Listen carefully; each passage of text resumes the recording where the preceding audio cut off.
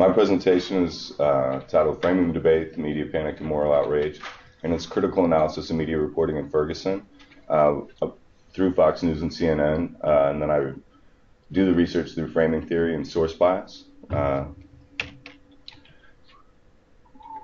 Basically, the study of mass communication is partially premised on the idea that the media has significant effects on the viewing audience and society's conceptual understanding of events and concepts that go for the culture, such as crime, perceptions of who commits crime, and larger issues that generally the media is basically the main filter for those sorts of things. They present the ideas that we see and the concepts that we understand, and that's basically how a lot of people find their information, specifically through cable news. There's a few definitions to start off that I think are somewhat important, like media framing, because media is positioned as a mediating among competing constructions of reality, essentially whether it's authority figures or the public at large, protesters, whoever it might be. There's always a different sort of interpretation of events that you might have instead of generally what the media can present to you, because they're only allowed a certain amount of time or what their focus might be depending on who's making the editorial decisions. You get into like trial by media, because the politics of rage or frustration or misunderstanding that we find in a lot of discussion or dialogue today amongst each other comes from the ideas of division that come from news. And a lot of that comes from the idea of trial by media, because basically it's an attacking or diminishing of a character or an event based by a prevalence of news coverage, usually an endless news cycle until the story is exhausted due to the 24/7 news cycle, where almost everything is just repeated until we no longer want to hear about it, or until you're overly informed, where studies have shown that you can be too informed for something, where the more you watch the news, the more likely you are to be misinformed by it and have incorrect opinions. And that leads into the idea of a moral panic.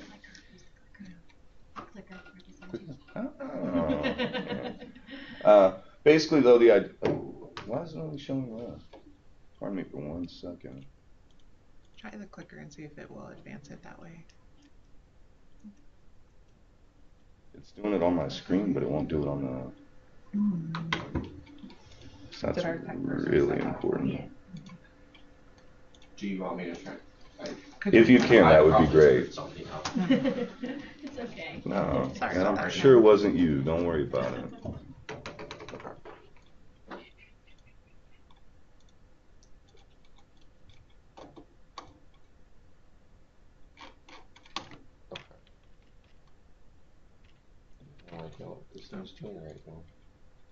It switched over to something else.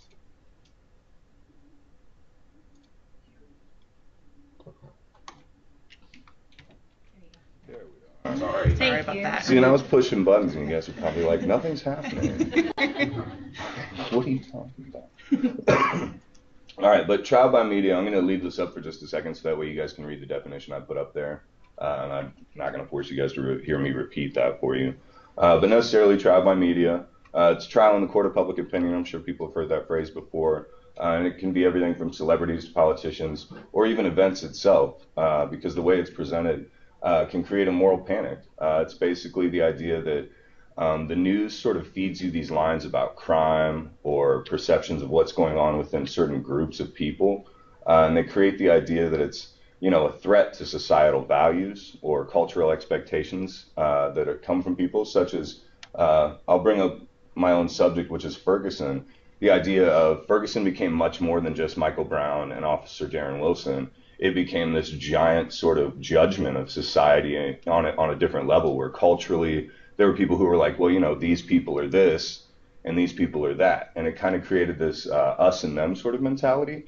And then a lot of people really sort of fed into the idea of the thug perception, or that some people are more implicitly inclined to commit violence or be subjects of violence due to their appearance or even their ethnicity, which is really interesting because the media doesn't necessarily cause that as much as they just sort of put it out there to be interpreted, which unfortunately when you get into the specific channels sorts of ideas, you really have to question the interpretation people are having. But that leads to the importance of critical media literacy. Basically, critical media literacy is understanding what's being reported to you in a cultural and historical context, So when someone talks to you about police violence, they might just be talking about one incident, but if you're fully aware of the background of police violence, you have a larger conception of what the story actually means. And you can interpret what's being said to you on a larger cultural level instead of just taking one slice of it and trying to make a larger sort of judgment based on that simple perception. And that's important because research shows that people of color are predominantly featured in news broadcasts as the commissioners of crime. 65% of all newscasts surveyed in a study that did over 11,000 newscasts of evening news broadcasts in 16 different major cities over a 10-year period found that 65% of all newscasts contained ethnic actors of either Black or Latino heritage. The problem with that perception is that actual participation rates by those ethnic groups are no higher than any other group. In fact, only 15 to 20% of all ethnic groups, whether it's Latino, Black, or anything else, and actually they reduce as you get into smaller ethnic groups, obviously, in terms of the amount of people that are in the population. But being only 20% of the U.S. population somehow should not correlate to 65% of all major city newscasts. And this was Los Angeles, Seattle, New York. These were large major cities. They didn't just draw these out of small town places and try and create a biased picture. And the problem is this sort of framing only serves to facilitate the earlier mentioned racial stereotypes, the idea that Black people commit crime, the idea that Latinos are the ones who are stealing things. The problem is in all actuality, white people commit up to 50% of the crimes in the U.S. When I say ethnic groups, I did not include white people because as a dominant privileged group, they don't technically count as an ethnicity in the U.S. as a minority group. And that's part of the problem is as a majority, they have the ability to assign speaking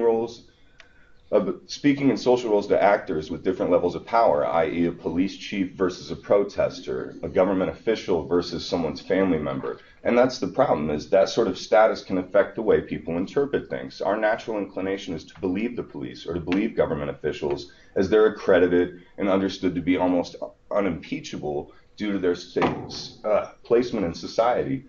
Those official discourses are set apart by their authority. The problem is research shows that understandings of crime and disorder are racially coded so that the presence of crime is associated with Blacks and Latinos, and that roles attributed to such as the chief of police, government officials, and ranking officers are found to create a privileged position. They're created as authorized knowers. It's actually somewhat of an official term where when the journalists want to go talk to someone about something, those are credible sources. You can find out what happened with the crime, how it was committed, who was involved. They don't typically go find witnesses unless that's needed for the story. Usually the details are provided by the state actor. The problem is the police are in a structurally and critically advantaged position in establishing the primary definition of events. And that's important when we're going to get into the source bias end of my research, because it's going to show how that can really change the coverage of an event like the cable news coverage of the Michael Brown shooting. I specifically chose Fox and CNN for the main reason that both of them, Fox is known as being a biased source. That's not just me. There's over 7 to 8 major studies commissioned that show that Fox viewers are less educated, more likely to be miseducated about the Iraq war, the healthcare, the economic situation, and that's on 3 different surveys, whether it was the bank financial failure or as recently as 3 years ago. The idea is I only use newscasts, no pundits or opinions pieces, because I didn't want a biased opinion to be presented. I wanted to get just news broadcasts, so that way I could select, so that way my content analysis wasn't biased one way or the other. Because as a researcher, I will admit that I have my own personal bias about police matters and justice and things like that. But I tried to approach it in the idea that understanding that you can still, by doing source bias, it represents not my interpretation. These are merely hard numbers. I didn't come to any conclusion based off my own random thoughts. Ideally, though, I did select 3 for further analysis. We're not going to get into those because those are really long. But basically, I took similar stories and compared the way that Fox and CNN presented them. The important part of that, and I don't know if you can read those bottom parts, there's going to be a larger screen after this that's going to have them listed, but I wanted you to just see the differential here. CNN is on the left, Fox is on the right. Those 2 large numbers you see, Fox is government officials and law enforcement officials. The large number on the left for CNN is family and attorneys, such as Michael Brown's mother, Michael Brown's uncle, a deacon in the St. Louis church district. Now, why wouldn't you ask an accredited authority figure like that for sourcing? He wasn't used once by Fox. These are the sources. The most cited source for CNN was Leslie McSpadden, Michael Brown's mother. She wasn't interviewed once by Fox News, and not because she didn't offer. Ideally, though, protesters were approached 9 times, as much as Michael Brown's mother. They did approach the police 18 times, so they did, in fact, try and get an authoritative source, but they also tried to balance it. They had the attorneys, and they weren't just the attorneys for Michael Brown. They were the attorneys for Trayvon Martin. They were the attorneys for other civil rights figures that have been sort of, not taken care of in the media, I guess. And then they had the media and journalists, because if you remember the Ferguson coverage, there was attacks on the press, and there were problems for them as well. But getting into the one thing I want to point out, though, is the most cited source for 13 times is Missouri Highway Patrol Captain Ron Johnson. And that refers back to what I said earlier, of police sources are official. And if you watch and go through the clips that I did, Ron Johnson shows up so much, it's almost an inordinate amount. He takes up to 2 minutes of every time he shows up. And that's part of the issue is not only is Ron Johnson a Missouri Highway Patrol Captain, Ron Johnson's black as well. So it presents the idea that they're trying to create this narrative by showing not only an authority figure, but a black authority figure that can show that, see, this is someone in the black community who can show you this opinion that these protesters might be out of line, or that they might be committing crime, or that they might be the actual agitators in this community. And that's sort of the idea. The important thing to draw from this sort of research, because I know the figures don't necessarily show as much as I would like to get into in the nuance of it, but necessarily throughout all these newscasts, the idea of how they're presented, even the order, the authority figures were put first to present their story. So that way they set the narrative, they frame the story, and they tell you what's going on. Then afterwards, Fox would usually bring in 1 or 2 other sources, usually a government official or an attorney, very rarely a family member or protester. They only actually interviewed 1 protester over the course of 18 matching stories for each network, because that was the thing. All 18 were pretty much identical to each other, just different headlines, but it was the same story. But basically the point of this is the viewing audience must understand more about what they're viewing. If you're watching cable news, if you're reading online news or blogs and things like that, you have to understand where it's coming from. It can't just be someone saying something that you want to hear, because that's really easy and that's what they want you to rely on. You have to critically assess the news and the media that you take in, because they're not really concerned about educating you. They're concerned about viewers. They're concerned about clicks. They want ad rates. It's not about educating the culture and the society around them to actually have an informed opinion. And really, that's up to the people. That's up to all of us. And I think that's the most important thing I wanted to stress, is that while you can pick the news you want to see, you can avoid news you don't like to hear and avoid the unpleasantness of the world. But the fact is it's out there. And if you don't take the time to parse the opinions that are presented to you, you're going to end up very misinformed and probably on the wrong side of history. Thank you. So we do have time for maybe 1 or 2 questions. Of course. If anyone has any questions? Go ahead. Oh, okay. Well, you had a nice breakdown of like who the different news networks actually talked to when they were covering these different events. Did your research go kind of in depth to like, like they both like talked to protesters, like maybe more or less, but how they maybe framed those interviews or what questions they asked? Did you kind of look into that at all? I did actually. I didn't put that in the official research, but I do have a lot of notation on it. It seems that even when they did talk to the protesters on the Fox side, it was very sort of leading, like where they would ask questions related to the statements that had come earlier from the authority, from whether it was law enforcement or the government officials. It wasn't really framed in the idea of like, how are you seeing this? What do you feel about these events? It was, well, the police say this is going on. How do you respond to that? Okay. And it sort of put them in the position of having to defend themselves, which for a lot of people that can be very difficult when they're faced with the news cameras and stuff like that. And when you're put on the defensive immediately, because the reporters know what they're doing. They know how to conduct an interview, and they know how to be maybe even a little pushy with people. And I'm not saying that Fox reporters are any harsher than anyone else. It's just the narrative that they're trying to create. And that's the idea, is CNN had its own problems. I mean, Talib Kweli basically shut down an interview. The rapper, just shut it down because he felt he was being disrespected by Lemon, yeah, the lead anchor on CNN. And that's the thing, is it's not meant to portray one or the other as being worse than the other. It's just the idea that even someone like CNN, who's often referred to as neutral, can have its own sort of narratives that it's trying to create. And what those are susceptible to who they put in. And yeah, the protesters and things like that, even on CNN, often faced more of a confrontational questioning, whereas the police were sort of treated with a little bit more reverence, like, tell us what happened, I think we have time for one more question. Yeah, you said you selected 3 interviews for more detailed analysis. What sort of things did you come up, or have you looked at in that more detail? The three separate stories that I looked at, one of them was on Michael Brown's funeral. And basically there were actually two newscasts for the Fox program on the funeral, and both of them focused on the idea that the funeral was attended by Obama's president. You know, people from the president's White House came. 3 people came, but nobody showed up for Margaret Thatcher's funeral. And it was just interesting the way they portrayed it, where it was almost sort of disrespectful for anyone to be going to this funeral. Whereas CNN talked to his mother, talked to his uncle, who's a bishop at the church. I mean, it was they weren't trying to romanticize it, but they did definitely cover it as a news event. You know, these are people that are involved. These are what is going on. Whereas Fox sort of portrayed it as sort of a media event. It was just trying to sort of capitalize on what was going on, and it was very clear to me at that point that they were continuing the narrative that they built. Because even for the funeral, they didn't consult anyone in the family. They had a Ferguson official, and then they had a member of a church. Not anyone official in the church, just someone that went to that church, which could be anyone. Like, that's not an official source of any kind. And then the second story, is it okay if I'll take one more minute? Yeah, we have. I don't want to take too You long. had some technical problems, so we can. Thank you. That's Basically, the second one, real quick, what was it? It was on the initial protests where the police and the protesters first clashed. And the way Fox portrayed it was all straight government and police sources. There wasn't one protester brought in.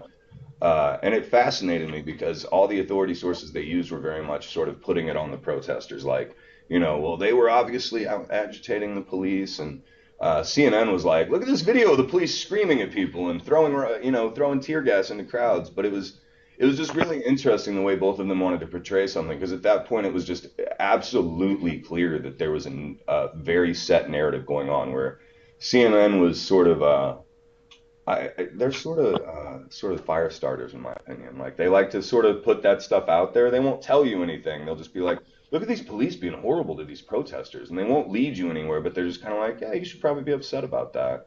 Whereas Fox is like, you know, that we should be upset with these protesters for disturbing the peace and calm and tranquility as Ferguson, because otherwise it would be Rosie here. Which, I don't know, it was sort of weird. And that was what was interesting to me. I personally don't watch TV, which is why I wanted to look into that, because I know a lot of people who are very partisan, and a lot of it's due to the fact that they're, very stuck in sort of a vacuum chamber of what they read and who they listen to and the opinions they want to take in. And I gave it to a few friends, part of the research I did, so they could kind of maybe see things a little clearer, where it's like, you don't have to believe me, but this is what's going on. And it should help you see that, the messages you're given are not just straight messages. You have to be willing to work to have the knowledge and understanding of events. You can't just have it handed to you. And that seems to be what a lot of people want. So, but yeah, I mean, the 3 stories I did, I was really, they were really interesting, the divergence in the narratives that were presented. That was probably the largest section of the paper, honestly, because it was mostly content analysis and then looking into the source presentation and then source order to just kind of see how they were trying to grade things. And it was always the same. It was always family and friends and, attorneys that are maybe independent, I guess, even though they were like, say, Trayvon Martin's attorney. But to me, attorneys aren't necessarily picking sides. They just work for who is willing to pay them and who gets them. It doesn't necessarily believe in the cause. So, but they were just a little more open, whereas Fox was always top to bottom, government sources, police officials, Ferguson officials, like the now fired chief. They had the chief on 3 or 4 times in one different thing. They just kept interspeeding them. Yeah. All right. Well, I think that is all the time we have, Yes. but thank you so much.